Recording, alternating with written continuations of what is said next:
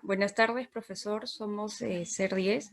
Los integrantes de este proyecto de investigación Jorge Luis Aguilar, Luis Miguel Díaz y Yanina Valleón. Siguiente. Una pequeña introducción. La dinámica es parte de la mecánica que se refiere al análisis de los cuerpos en movimiento, así como el estudio de la estática se remota al tiempo de los filósofos griegos. En dinámica se incluye la cinética, y esta se hace referencia a y está relacionado al desplazamiento, la velocidad, la aceleración y el tiempo sin que se haga referencia a la causa del movimiento.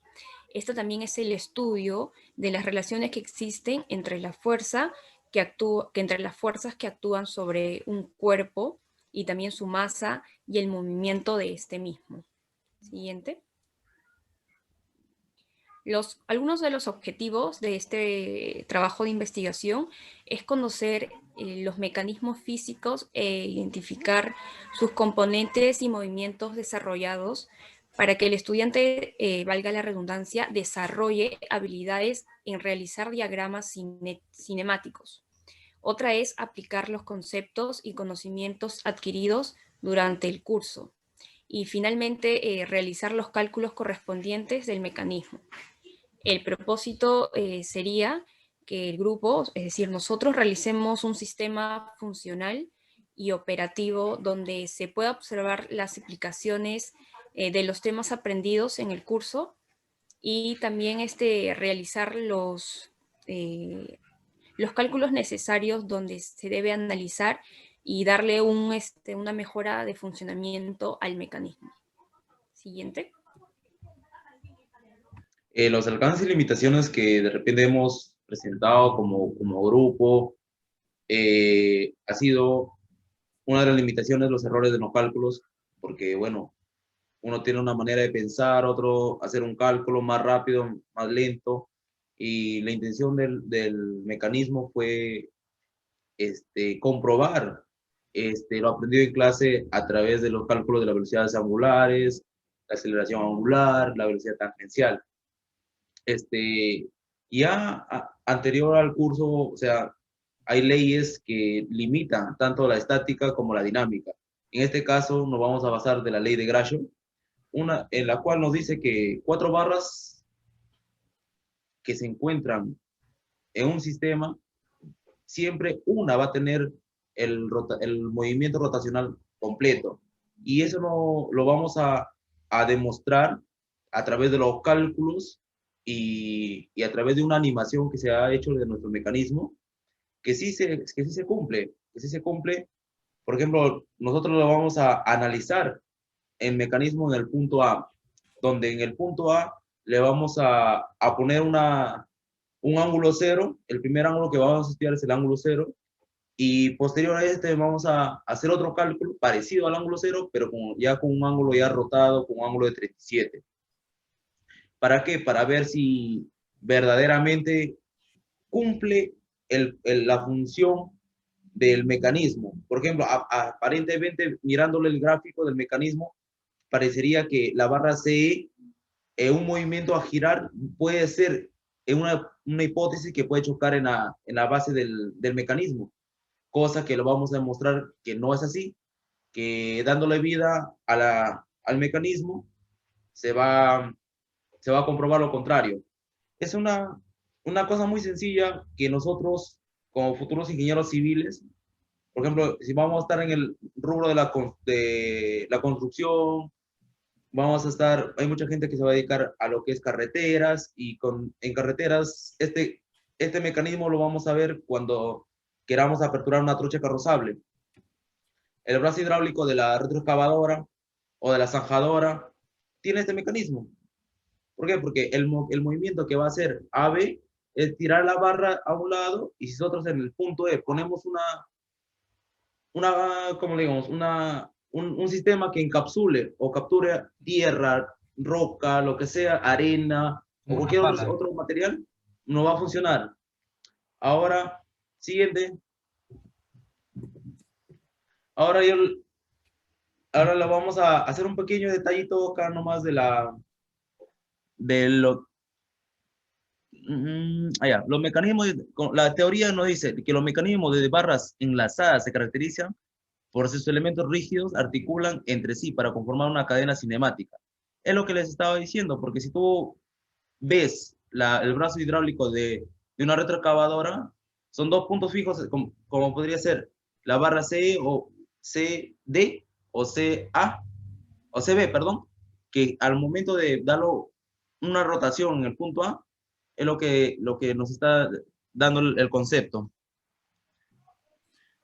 Y bueno, ahí también el concepto nos dice, dependerá de las características y dimensiones de las barras que conforman el mecanismo de los eslabones de referencia.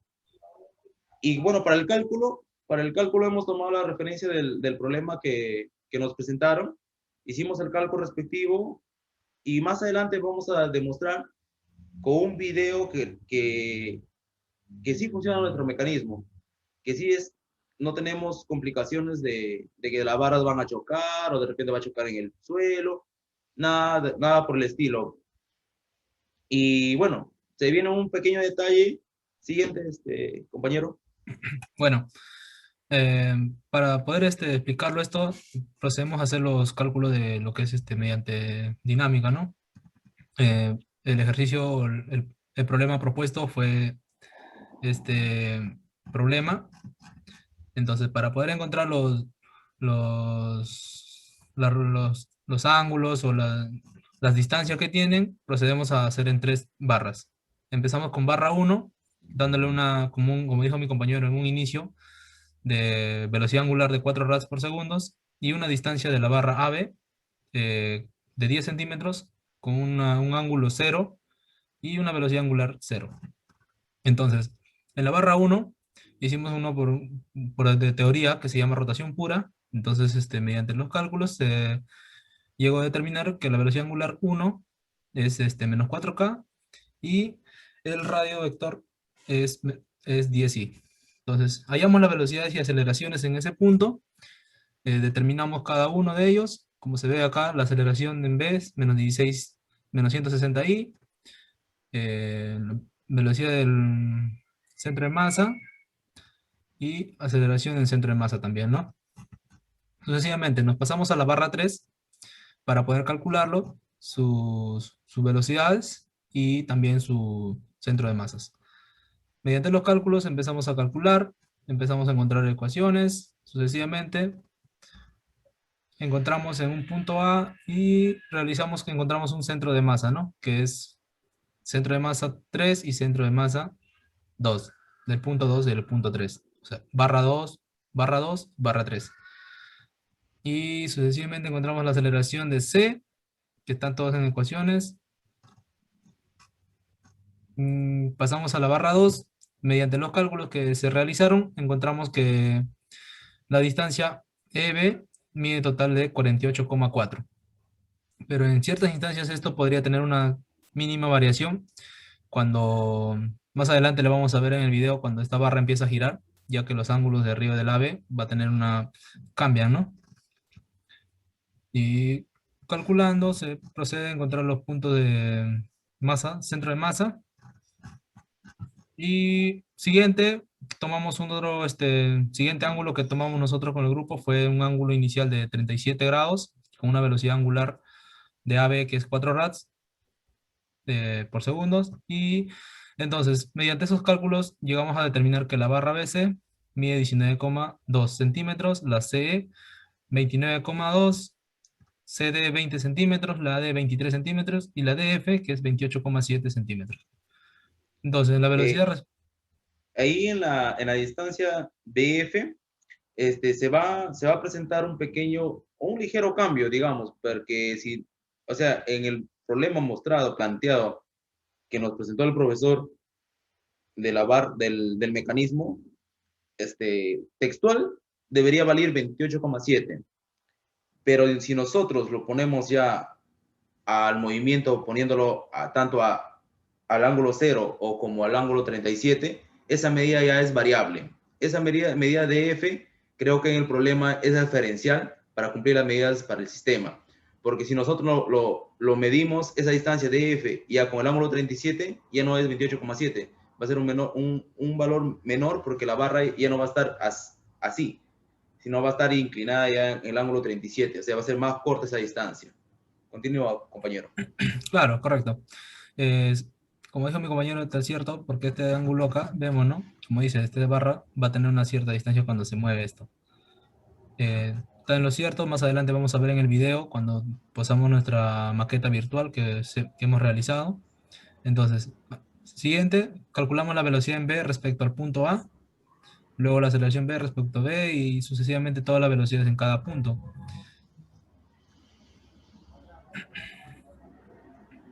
Y los centros de masas que encontramos en cada punto de cada uno de ellos para poder realizar la maqueta.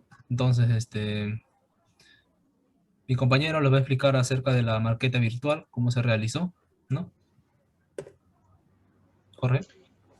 Ya, en uno de los detalles que nos basamos fue en el ángulo cero, no pasa nada, simplemente observamos que en el punto D, que también tiene rotación, una pequeña inclinación del ángulo nada más, o sea, ya el ángulo no es 90 grados. Lo que podemos hacer la comparación con el ángulo 37. En el punto D, el punto es el ángulo que forma, en la parte baja es 90 grados, pero en el ángulo cero no, tiene una pequeña variación, es menor a 90 grados.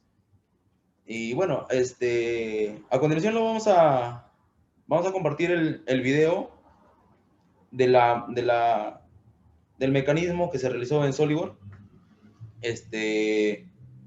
Mi compañero acá vamos a presentarlo en distintas velocidades para que se pueda hacer el análisis exacto de o sea, que sí nuestro mecanismo cumple y no choca a la base.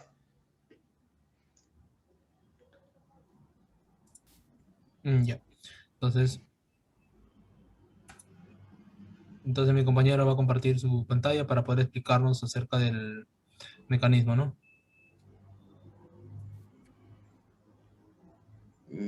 Ya. A ver, como lo decía, nuestro mecanismo fue dos eslabones, 2 puntos en rotación, tanto A como D. Y bueno, acá tenemos ya nuestro sólido.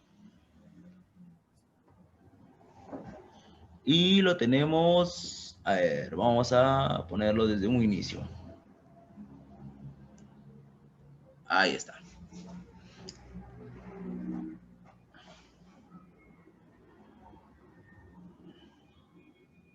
De manera lenta y pausada lo podemos analizar ahí.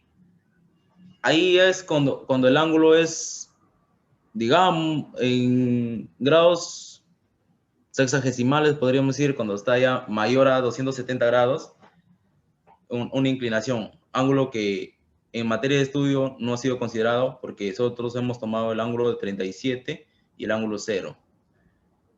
Y bueno, acá el mecanismo es concreto. Por ejemplo, ahí tenemos el ángulo 37. De una manera aproximada, el ángulo 37. Y nos podemos fijar que en la barra D, en esta barra, ya el ángulo ya que forma, si nos ponemos nuestros ejes coordenados acá, el ángulo que forma en este punto, ya es 90 grados.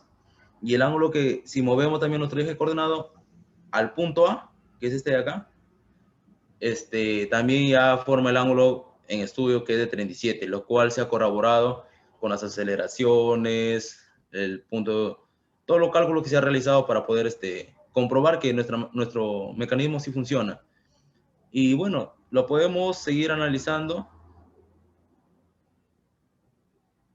a una velocidad considerable. ¿Por qué? Porque no tenemos donde haya fallas, donde el mecanismo se caiga o el mecanismo se trabe para poder decir que el mecanismo está fallando o tenemos que hacer otro cálculo para poder hacer funcionar, darle vida a este sistema. Es una de las velocidades más bajas que podemos hacerlo. Ahora lo vamos a presentar el mismo mecanismo, pero ya en otra velocidad, para que se pueda apreciar que el mecanismo es lo que un brazo hidráulico o la pala de una retroexcavadora se puede emplear este sistema. Porque esta es una velocidad ya que que está haciendo el mecanismo, que está funcionando, tanto en el sentido ahí es horario, y acá se aprecia como, bueno, no solo en el rubro de ingeniería civil, ¿no? Porque también en la parte que es, que es de industria, Industriales. tenemos las impresoras, tenemos las troqueladoras, un montón de buenos usos que se podría dar a este mecanismo. Y acá le dejo con mis compañeros que me siguen para poder seguir explicándoles más o menos en qué consiste todo esto. Bueno, como dice en un inicio, ¿no? Mi compañero, la distancia AB tiene que ver más que todo por lo que hemos tomado la decisión de este punto, ¿no? Porque si en un inicio hubiera tomado la decisión de distancia AB, digamos, hubiéramos puesto 20 centímetros, quizás ya hubiera sido otro resultado, ¿no? Pero como todos estamos trabajando con esa distancia, esta maqueta o este trabajo sí ha funcionado. Entonces, Janina.